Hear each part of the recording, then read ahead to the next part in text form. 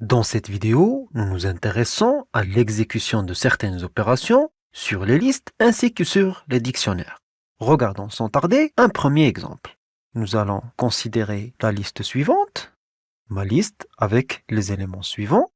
Ensuite, notre objectif, une fois nous avons exécuté, est de compter le nombre d'occurrences, par exemple de l'élément A. Nous allons alors interroger ChatGPT comment nous allons procéder. Rendez-vous alors directement sur ChatGPT et ici, nous pouvons garder la même discussion ou bien créer une nouvelle discussion.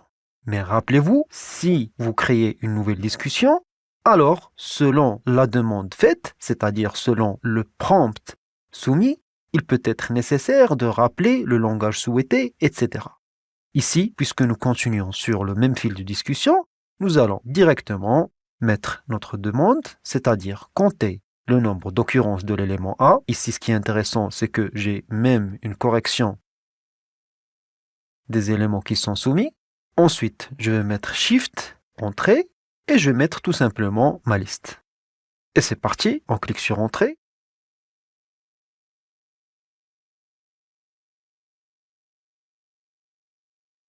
Et comme nous pouvons le voir, nous obtenons bien le résultat souhaité en utilisant la fonction count. Nous pouvons alors revenir avec ce code que nous pouvons utiliser sur Jupyter Notebook. Nous copions les éléments souhaités, uniquement les lignes de code, et c'est parti, nous pouvons exécuter pour obtenir le nombre d'occurrences, et ici nous avons bien 2 puisque A se répète 2 fois. Poursuivons avec un autre exemple. Ici, nous allons considérer une liste avec les éléments suivants. Nous exécutons. Regardons maintenant avec ChatGPT comment on pourrait réaliser un tri croissant et puis aussi un tri décroissant sur la liste considérée. Nous allons alors copier notre liste et nous rendre de suite sur ChatGPT. Nous soumettons alors le prompt suivant, réaliser tri croissant, puis tri décroissant sur, et puis Shift Entrée, et nous copions notre liste. Et c'est parti. Nous pouvons alors apprécier le résultat. On nous explique qu'il faut utiliser la méthode sort, et puis quand on souhaite faire un tri décroissant, préciser alors reverse égale true en argument. Et nous avons bien ici le tri croissant et décroissant et aussi l'affichage qu'on pourrait obtenir.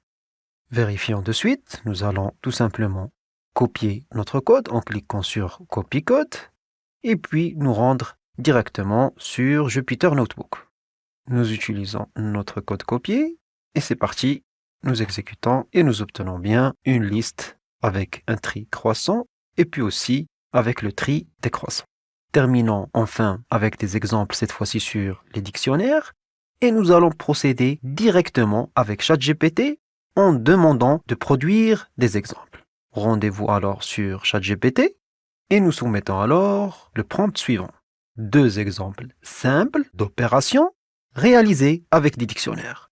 Nous exécutons.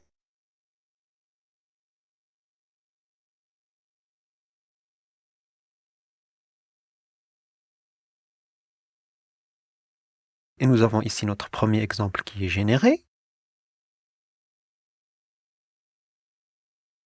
avec le résultat affiché. Et puis ensuite, un deuxième exemple, cette fois-ci, parcourir un dictionnaire en utilisant une boucle for.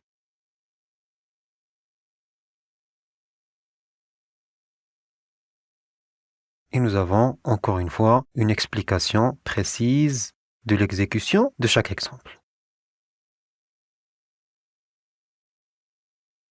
Nous pouvons ici, par exemple, copier le code et puis nous rendre directement sur Jupyter Notebook pour apprécier le résultat. Nous utilisons le code copié et ici, effectivement, nous avons d'abord le prénom, le nom ainsi que l'âge dans le dictionnaire intitulé Mon dictionnaire. Et puis, avec la paire de clés et valeurs ville Paris, nous allons rajouter tout simplement un autre élément. Et puis c'est parti. Comme nous pouvons le voir, notre dictionnaire se met à jour en rajoutant la nouvelle paire de clés valeurs. Comme nous avons pu l'apprécier, ChatGPT est un outil puissant pour maîtriser l'utilisation des structures de données en Python.